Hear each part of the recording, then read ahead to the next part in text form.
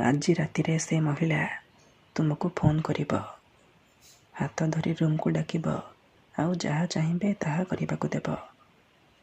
କେବଳ ଏହି ନମ୍ବର ସହିତ ତା'ର ନାମ ଲେଖି ତକିଆ ତଳେ ରଖିଦିଅନ୍ତୁ।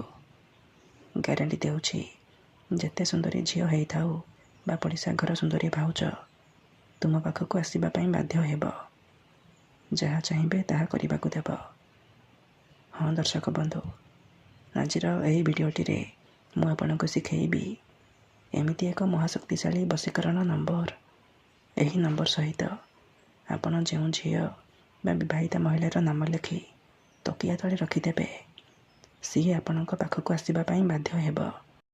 ଯାହା ଚାହିଁବେ ତାହା କରିବାକୁ ଦେବ। କୌଣସି ପ୍ରକାର ବାଧା ଦେବ ନାହିଁ।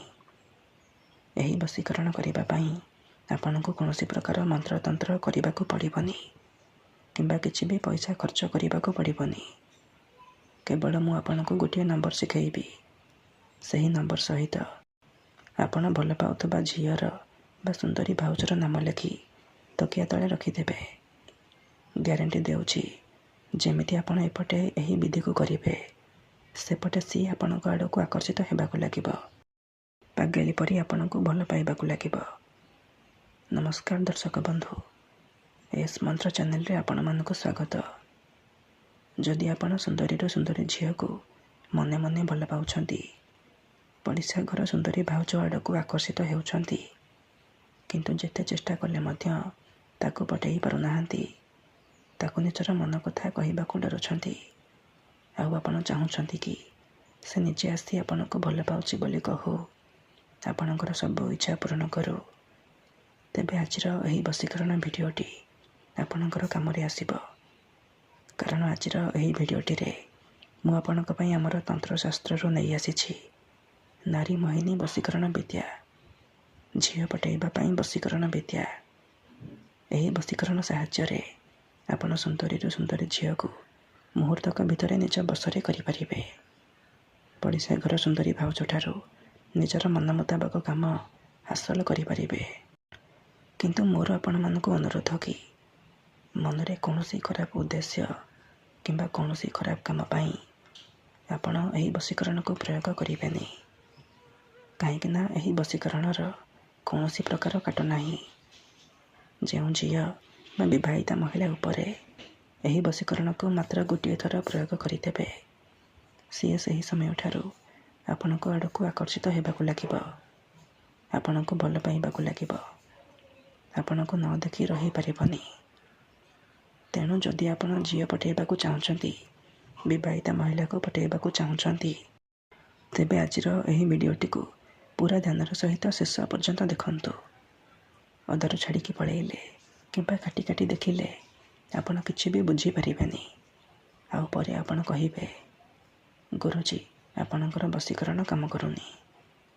ତେଣୁ ମୋର ଆପଣମାନଙ୍କୁ ସବୁବେଳେ ଅନୁରୋଧ କି ଆପଣ ଭିଡ଼ିଓଟିକୁ ପୁରା ଧ୍ୟାନର ସହିତ ଶେଷ ପର୍ଯ୍ୟନ୍ତ ଦେଖନ୍ତୁ। ପ୍ରୟୋଗ ବିଧିକୁ ଠିକ୍ ଭାବରେ ବୁଝନ୍ତୁ। ତାପରେ ଆପଣ ବଶୀକରଣ କରିବା ପାଇଁ ଯିବେ। କାହିଁକିନା ଏହି ବଶୀକରଣ ସାହାଯ୍ୟରେ ହଜାର ହଜାର ଲୋକମାନେ ଲାଭବାନ ହେଇଛନ୍ତି। ବର୍ଷ ବର୍ଷ ଧରି ଭାଙ୍ଗି ଯାଇଥିବା ପୁରୁଣା ପ୍ରେମକୁ ଫେରାଇ ଆଣିପାରିଛନ୍ତି। ଶାଶୁ, ନଣନ୍ଦ, ଦିଅର, ଭାଉଜ କାହାକୁ ବି ନିଜ ବଶରେ କରି ତା'ଠାରୁ ନିଜର ମନ ମୁତାବକ କାମ ହାସଲ କରିପାରିଛନ୍ତି। କେବଳ ଆପଣଙ୍କୁ କ'ଣ କରିବାକୁ ପଡ଼ିବ, ମୁଁ ଆପଣଙ୍କୁ ଗୋଟିଏ ନମ୍ବର କହିବି। ଆପଣ ସେହି ନମ୍ବର ସହିତ ଯେଉଁ ଝିଅକୁ ଭଲ ପାଉଛନ୍ତି ବା ଯାହାକୁ ବଶରେ କରିବାକୁ ଚାହୁଁଛନ୍ତି, ତା'ର ନାମ ଲେଖି ତକିଆ ତଳେ ରଖିଦେବେ। ଗ୍ୟାରେଣ୍ଟି ଦେଉଛି, ତାପରେ ଦେଖିବେ ଚମତ୍କାର। ଯେଉଁ ଝିଅ ଆପଣଙ୍କୁ ଭାଉ ଦେଉନଥିଲା, ସେ ଝିଅ ନିଜେ ଆସି ଆପଣଙ୍କ ସହିତ କଥା ହେବ ଆଉ ଆପଣଙ୍କୁ ଭଲ ପାଉଛି ବୋଲି କହିବ। ଯେଉଁ ପଡ଼ିଶା ଘର ଭାଉଜ ଆପଣଙ୍କୁ ଅଣଦେଖା କରୁଥିଲା, ସିଏ ହାତ ଧରି ରୁମ୍କୁ ଡାକିବ ଆଉ ଯାହା ଚାହିଁବେ ତାହା କରିବାକୁ ଦେବ। ତେବେ ଏହି ବଶୀକରଣ ବିଧି ଆପଣ କିପରି କରିବେ, କେମିତି ଆପଣ ନମ୍ବର ସହିତ ସେହି ଝିଅ ବା ମହିଳାର ନାମ ଲେଖିବେ, ମୁଁ ଆପଣଙ୍କୁ ଶିଖେଇବି। ସମ୍ପୂର୍ଣ୍ଣ ପ୍ରୟୋଗ ବିଧି ଠିକ୍ ଭାବରେ ଶିଖେଇବି। ଜାଣିବା ପାଇଁ ଭିଡ଼ିଓଟିକୁ ପୁରା ଧ୍ୟାନର ସହିତ ଶେଷ ପର୍ଯ୍ୟନ୍ତ ଦେଖନ୍ତୁ। ବିଧିଟି ଜାଣିବା ପୂର୍ବରୁ ଯଦି ଆପଣ ଆମ ଚ୍ୟାନେଲକୁ ନୂଆ ଆସିଛନ୍ତି, ତେବେ ଦୟାକରି ଚ୍ୟାନେଲକୁ ସବସ୍କ୍ରାଇବ୍ କରି ପାଖରେ ଥିବା ବେଲ୍ର ଆଇକନ୍କୁ ମଧ୍ୟ ଦବାଇ ଦିଅନ୍ତୁ, ଯାହାଦ୍ୱାରା ଆମେ ଯେଉଁ ବି ଭିଡ଼ିଓ ଅପଲୋଡ଼ କରିବୁ ସର୍ବପ୍ରଥମେ ଆପଣ ଦେଖିପାରିବେ ଆଉ ତା'ର ଲାଭ ପାଇପାରିବେ। ବଶୀକରଣ କରିବା ପୂର୍ବରୁ ଗୋଟିଏ ଛୋଟିଆ କଥା ମନେ ରଖନ୍ତୁ। ବଶୀକରଣ କ'ଣ ପାଇଁ କରାଯାଏ? ଯେତେବେଳେ ଆପଣ କାହାକୁ ନିଜଠାରୁ ଅଧିକ ଭଲ ପାଉଛନ୍ତି, ତା ବିନା ବଞ୍ଚିପାରିବେନି ଭାବୁଛନ୍ତି, ସେତେବେଳେ ଆପଣ ବଶୀକରଣ କରିପାରିବେ। କିମ୍ବା ଯଦି କେଉଁ ଲୋକ ବିନା କାରଣରେ ଆପଣଙ୍କୁ ହଇରାଣ କରୁଛି, ଆପଣଙ୍କ ଘର ପରିବାର ଉପରେ ଖରାପ ନଜର ପକାଉଛି, ଏହିପରି ପରିସ୍ଥିତିରେ ଆପଣ ବଶୀକରଣ କରିପାରିବେ। କାହିଁକିନା କେତେଥର ଏମିତି ହେଇଥାଏ କି ଆମର ଶତ୍ରୁ ପଇସାରେ ଆଉ ଶକ୍ତିରେ ଆମଠାରୁ ବଳବାନ ହେଇଥାଏ, ଆଉ ଆମେ ଚାହିଁକି ବି ତା'ର କିଛି କରିପାରୁନାହୁଁ। ଏହିପରି ପରିସ୍ଥିତିରେ ଆପଣ ବଶୀକରଣ କରିପାରିବେ। ନିଜ ଶତ୍ରୁକୁ ହାତ ମୁଠାରେ ରଖିପାରିବେ। ସୁନ୍ଦରୀରୁ ସୁନ୍ଦରୀ ଝିଅକୁ ହାତ ମୁଠାରେ ରଖିପାରିବେ। ପଡ଼ିଶା ଘର ସୁନ୍ଦରୀ ଭାଉଜକୁ ପଠାଇ ତା'ଠାରୁ କିଛି ବି କାମ ହାସଲ କରିପାରିବେ। ତେବେ ମନେ ରଖନ୍ତୁ, ଏହି ବଶୀକରଣକୁ ଆପଣ ଭାବିଚିନ୍ତି ପ୍ରୟୋଗ କରିବେ। ଠିକ୍ ଅଛି? ତେବେ ଚାଲନ୍ତୁ ଜାଣିବା ଏହି ବଶୀକରଣ ବିଧିକୁ ଆପଣ କିପରି କରିବେ। ମନେ ରଖନ୍ତୁ, ଏହି ବଶୀକରଣ କରିବା ପାଇଁ ଆପଣଙ୍କୁ କୌଣସି ପ୍ରକାର ସାମଗ୍ରୀର ଆବଶ୍ୟକ ନାହିଁ କିମ୍ବା କୌଣସି ପ୍ରକାର ପଇସା ଖର୍ଚ୍ଚ କରିବାକୁ ପଡ଼ିବନି।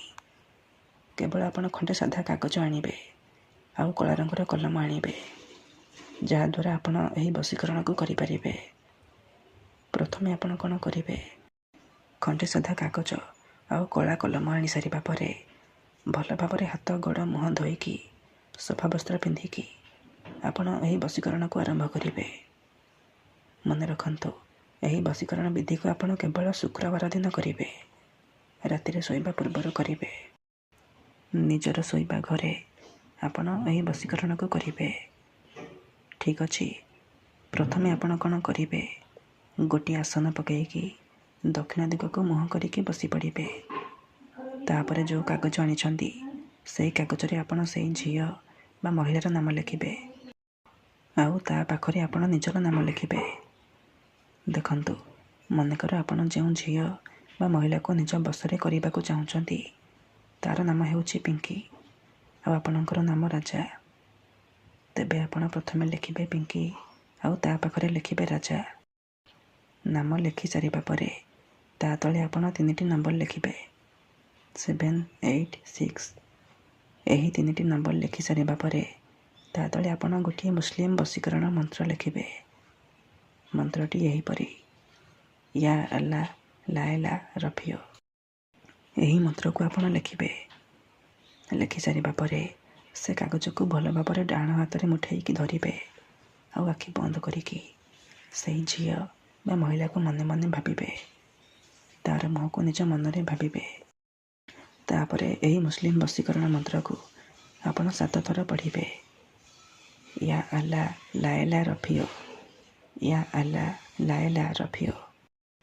ଏହିପରି ଆପଣ ମନ୍ତ୍ରକୁ 7 ଥର ପଢ଼ିବେ। 7 ଥର ଆପଣ ମନ୍ତ୍ରକୁ ପଢ଼ି ସାରିବା ପରେ ମୁଠା ଖୋଲିବେ ଆଉ ସେ କାଗଜରେ ଗୋଟିଏ ଥର ଫୁଙ୍କିଦେବେ। ଏତିକି କରିସାରିବା ପରେ ସେ କାଗଜକୁ ନିଜର ଶୋଇବା ତକିଆ ତଳେ ରଖିକି ଆପଣ ଶୋଇପଡ଼ିବେ। ଗ୍ୟାରେଣ୍ଟି ଦେଉଛି, ଯେପର୍ଯ୍ୟନ୍ତ ଆପଣଙ୍କ ତକିଆ ତଳେ ସେ କାଗଜ ଥିବ, ସେ ଝିଅ ହେଉ ବା ବିବାହିତା ମହିଳା ଆପଣଙ୍କର ବଶରେ ରହିବ। ଆପଣ ତାକୁ ଯାହା କହିବେ ସିଏ କରିବ। ଧନ୍ୟବାଦ।